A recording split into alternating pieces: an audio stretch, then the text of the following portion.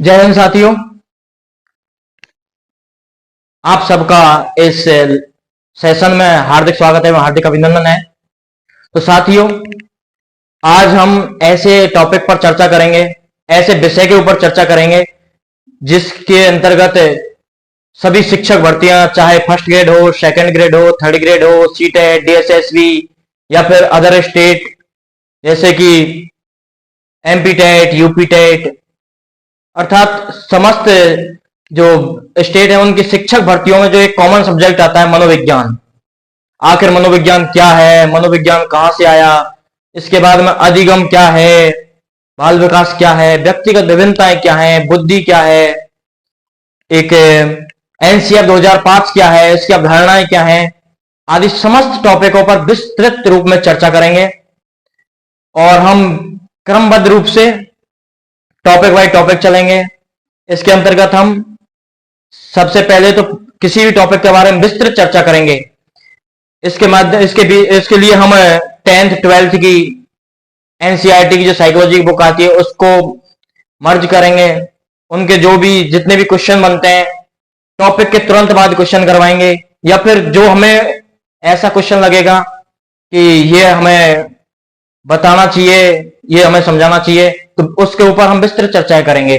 तो साथियों, आज की इस क्लास के माध्यम से हम एक नए शुरुआत कर रहे हैं, नए एक दौर की, जिसमें हम आज का एक टॉपिक रखेंगे बिना समय गंवाए हुए, शिक्षा मनोविज्ञान। शिक्षा मनोविज्ञान।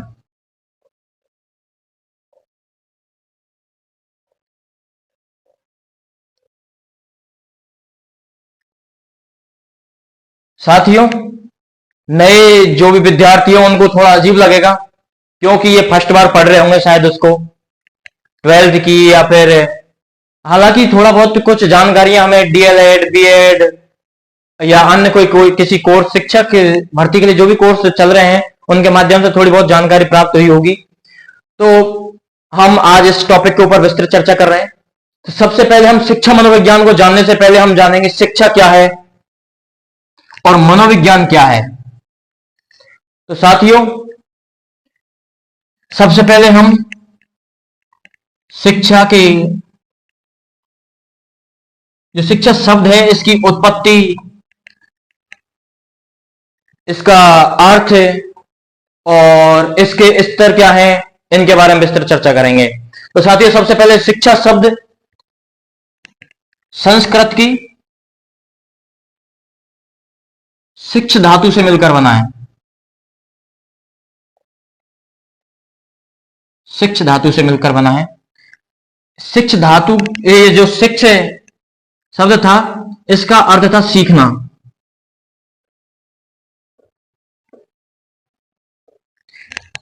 और शिक्षा शब्द ही जैसे अंग्रेजी के, अर्थात अंग्रेजी भाषा के एजुकेशन शब्द से बना है शिक्षा शब्द।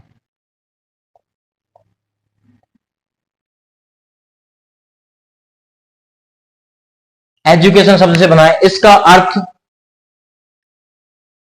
शिक्षा था। और एजुकेशन शब्द जो है इसकी भी उत्पत्ति लैटिन भाषा के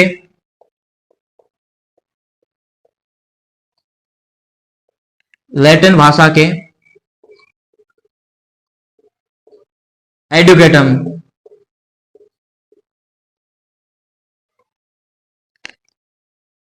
से बना है, जिसका अर्थ होता था अंदर से बाहर निकालना। अंदर से बाहर निकालना।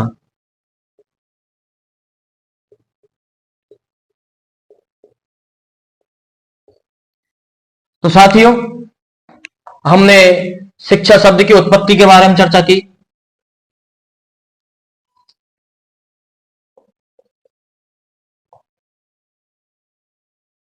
यह संस्कृत की शिक्षा धातु से बना है, जिसका अर्थ होता है सीखना। इसके बाद शिक्षा शब्द अंग्रेजी के एजुकेशन से बना है, और एजुकेशन शब्द लैटिन भाषा के एडुकेटम से बना है। एडुकेटम का अर्थ होता है अंदर से बाहर निकलना। इसके बाद में साथियों हम शिक्षा के अर्थ के बारे में चर्चा करें। तो साथियों शिक्षा होती क्या थी? शिक्षा का संकीर्ण अर्थ, जैसे कोई घर में कोई बच्चा था, छोटा शेर,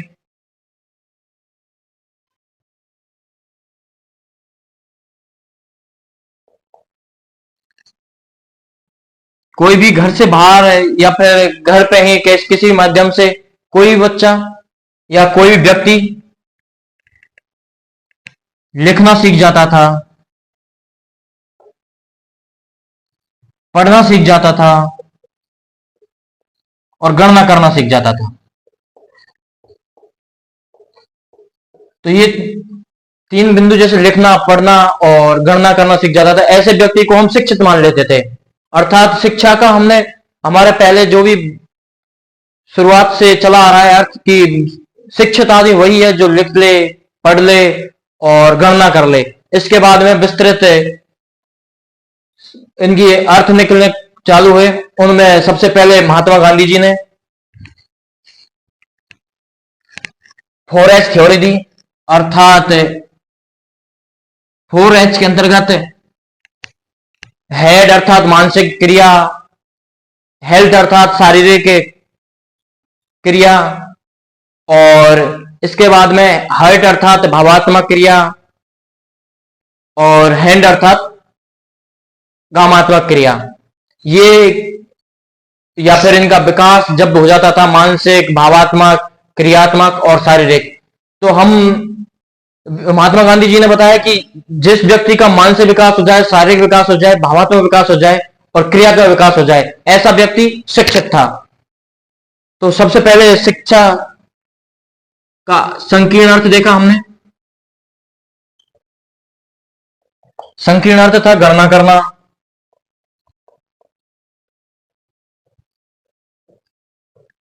लिखना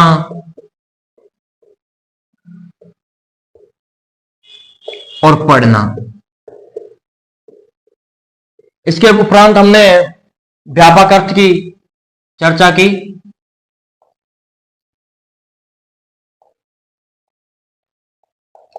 जो दिया था महात्मा गांधी जी ने।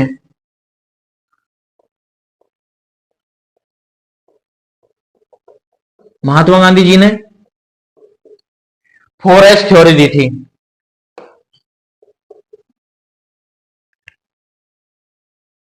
सबसे पहले तो हैंड, हैंड अर्थात क्रियात्मक विकास,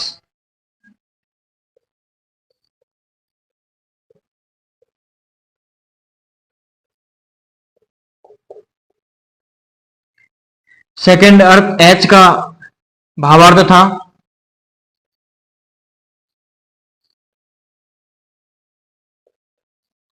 हार्ट, हार्ट अर्थात भावात्मक विकास,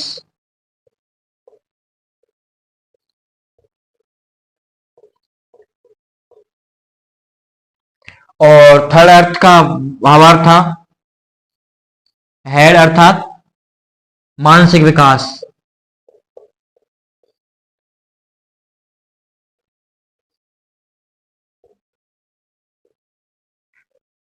और फोर्थ एच का भावार्थ था हैंड, हार्ट, हेड और हेल्थ, हेल्थ अर्थात शारीरिक विकास।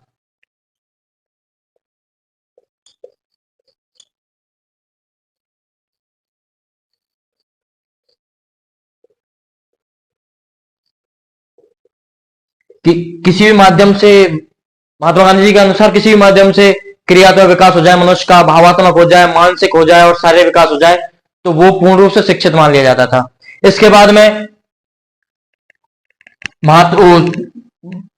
विवेकानंद, स्वामी जी विवेकानंद ने एक परिभाषा दी थी कि मनुष्य में अंतर्निहित पूर्णता की अभिव्यक्ति ही शिक्षा है। अर्थात मनुष्य में जो भी अंतर्निहित, जो भी अभिव्यक्ति थी, उसकी पूर्णता हो जाए तो शिक्षा ग्रहण कर ली जाती थी, ऐसा मान लेते हैं। इसके बाद में उत्पत्ति के बाद में हम बात करेंगे। उत्पत्ति के बाद हमने बात की अर्थ की, सॉरी, अर्थ के बाद में बात करेंगे हम शिक्षा के स्तर, स्तर या प्रकार। तो शिक्षा के कितने प्रकार थे, क्या स्तर थे, इनके बारे में चर्चा करेंगे। तो साथियों, शिक्षा के स्तर या शिक्षा के प्रकार 3 थे। सबसे पहला था औपचारिक शिक्षा।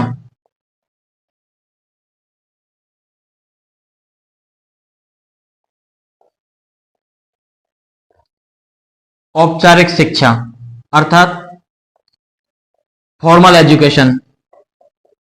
फॉर्मल एजुकेशन या औपचारिक शिक्षा वो होती थी जो कि निश्चित स्थान और समय पर, अर्थात समय और स्थान निश्चित थे इसमें।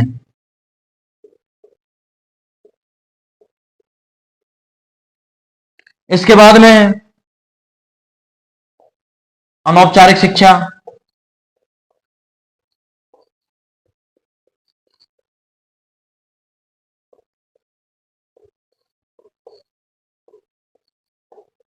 तो अनौपचारिक शिक्षा अर्थात ऐसी शिक्षा जिसके अंतर्गत स्थान और समय निर्धारित न हो। स्थान और समय निर्धारित ना हो।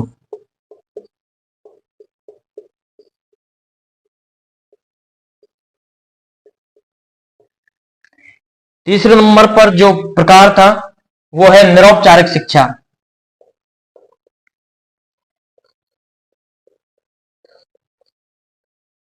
निरौपचारिक शिक्षा। तो निरौपचारिक शिक्षा ऐसी शिक्षा थी जो दूरस्थ स्थान से प्राप्त की जाने वाली शिक्षा थी। दूरस्थ स्थान से प्राप्त की जाने वाली शिक्षा।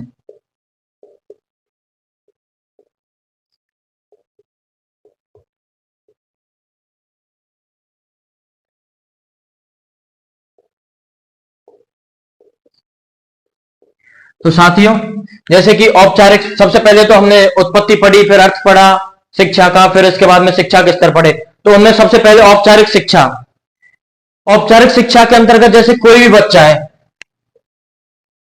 ये बना दिया बच्चा सा,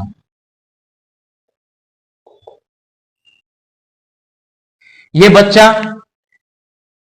सुबह 7 बजे खड़ा होता है, 6 बजे सॉरी खड़ा होता है, 7 बजे स्कूल चला जाता है। स्कूल के अंतर्गत शिक्षकों के माध्यम से या फिर निश्चित क्लासरूम में जो शिक्षा दी जाती थी वो होती थी औपचारिक शिक्षा। तो औपचारिक शिक्षा में समय भी निर्धारित था कि 7 बजे से जैसे 12 या 1 बजे तक क्लास चलती है, उसमें ही निश्चित टाइम में ही शिक्षा दी जाती है। तो ऐसी शिक्षा औपचारिक शिक्षा कहलाती थी। तो ये दी जाती थी विद्यालय के अंतर्गत या फिर क्लासरूम के अंतर्गत, कक्ष के अंतर्गत।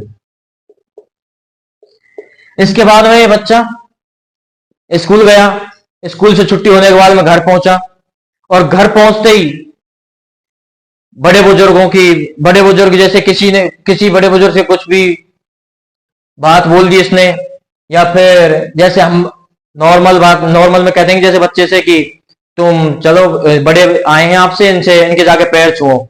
तो वो पैर छूता था। सभी जो परिवार में रहते थे, दादा दादी, माता पिता, भाई बहन, कोई भी जो भी परिवार में रहता था, उन सबकी बातों का अनुकरण करता था बच्चा। एक नॉर्मल उदाहरण आपके सामने पेश करूं, जैसे कि हमारे एक परिवार में एक फैमिली मेंबर थे। उनके यहाँ क्या है, गर्मियों की छुट्टियों में जैसे शिक्षक है घर पर बच्चे की जांच के लिए आते हैं, क्या कमी है बच्चे में, क्या कुछ सीख रहा है, गर्मियों में पढ़ रहा है नहीं पढ़ रहा है। तो साथियों, वो शिक्षक बच्चे की देखभाल करने के लिए आया था, जांच पड़ताल कर रहा था। तो उसमें उसकी जो बच्चे की माँ थी, उसने शिक्षक से बोला कि सर आप क्या पढ़ाते हो बच्चे को, ये तो गाली देता है। तो शिक्षक ने बहुत जबरदस्त एक उदाहरण दिया था कि तुम ये हम कोई गाली के लिए कोई अलग से एक्स्ट्रा क्लास तो लगाते नहीं है कि हम एक अलग से क्लास लगा रहे हैं उसमें गालियां सिखा रहे हो बच्चों को। तो ऐसा तो होता नहीं है हमारे स्कूल में। गालियां कहां से सीखी होंगी उसने, या तो आप देते होंगे या फिर परिवार में से कोई भी देता होगा। तो इन मतलब कहने का भावार्थ है कि जो भी आचरण सिर्फ स्कूल में ही नहीं बल्कि परिवार में रहकर बड़े बुजुर्गों से जो भी कुछ सीखता है बच्चा उसका अनुकरण करता है, वो अनौपचारिक शिक्षा है। तो इसका बेहतरीन उदाहरण परिवार है, आस पड़ोस है।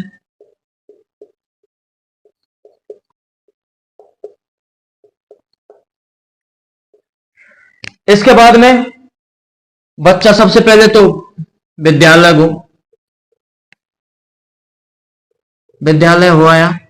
विद्यालय के बाद में बच्चा घर पर आया, घर पर परिवार से सीख रहा है।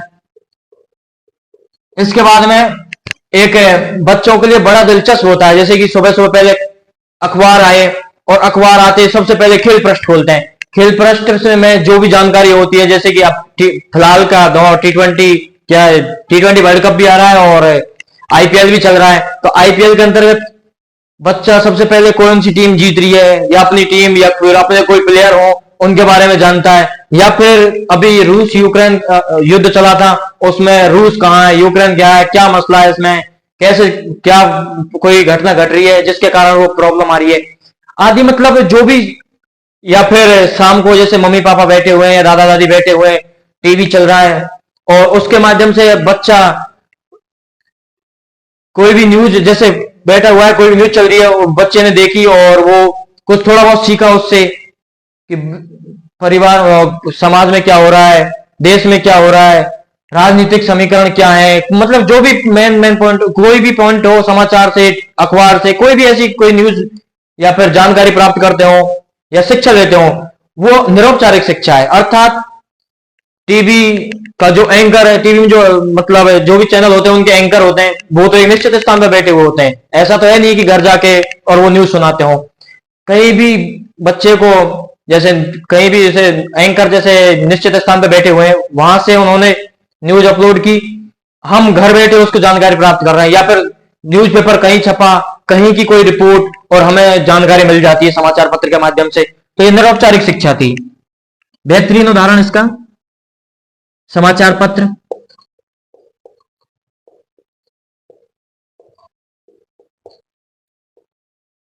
टीवी इत्यादि थे।